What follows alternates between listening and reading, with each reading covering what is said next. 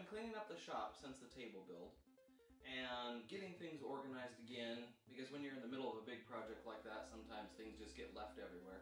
And I've got everything back kind of where it goes, and I think the problem I need to deal with next is my clamps and some kind of solution better than this, so that I can use this wall as a tool wall, but the clamps are in the way.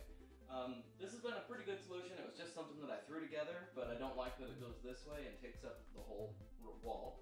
So I'm going to make it come out into the room this way so that I can stack the clamps 3, 4, 5 deep, whatever I need to. To start this project, I found this old piece of melamine that I'd found in the garbage a couple of years ago. I've been holding on to it thinking it would come in handy, and this seems like the project for it. I wanted to get this tool board up on the wall so I would know how big to make my clamp rack and where to put it. After marking where the studs were in the wall and where they would line up on the board, I drilled some holes and drove in some screws. I then added screws on the bottom and in the middle to reinforce this board on the wall. Then I found this old piece of scrap board that's actually going to become the clamp rack and marked where it was going to go on the wall.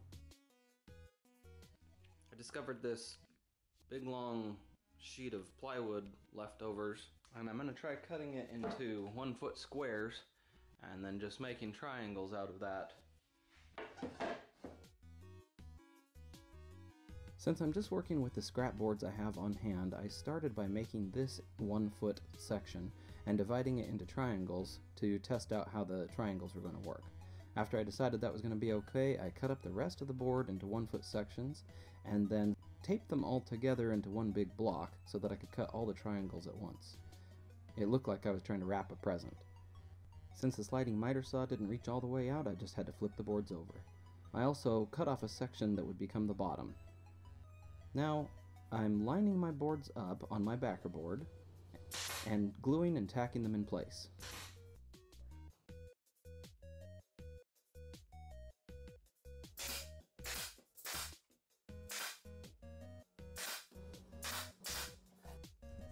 I reinforced each board from behind by adding some screws.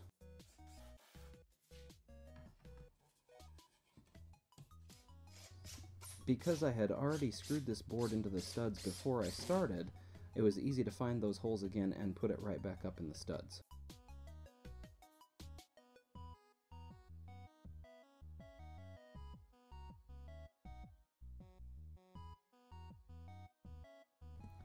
Then I was ready to get started on a clamp rack for my smaller clamps. I was fortunate enough to have an 11-year-old helper, my son Luke. I was showing him how to hold down this board with some scrap pieces so that my fingers weren't close to the blade. He wants to be very helpful in the shop, and I appreciate his help. I'm just going to have to show him how to hold the camera steady a little bit better in the future. This time around, I added glue to the back of all the triangles at the same time and then tacked them in place. The audio didn't come out where I was explaining to Luke that we were going to add screws from behind. I turned the board over and added 2 screws to each board. When testing the smaller clamp rack on the wall, I found that it was easy to run into these protrusions right about hip level and round it over the corners. Then we screwed it back into the wall and added the clamps.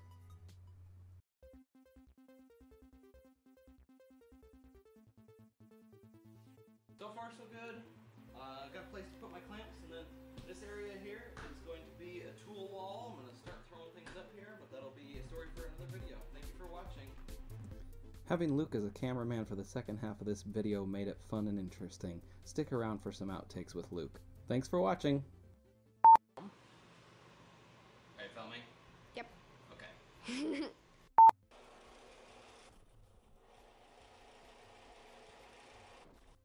My hand is really pink on camera.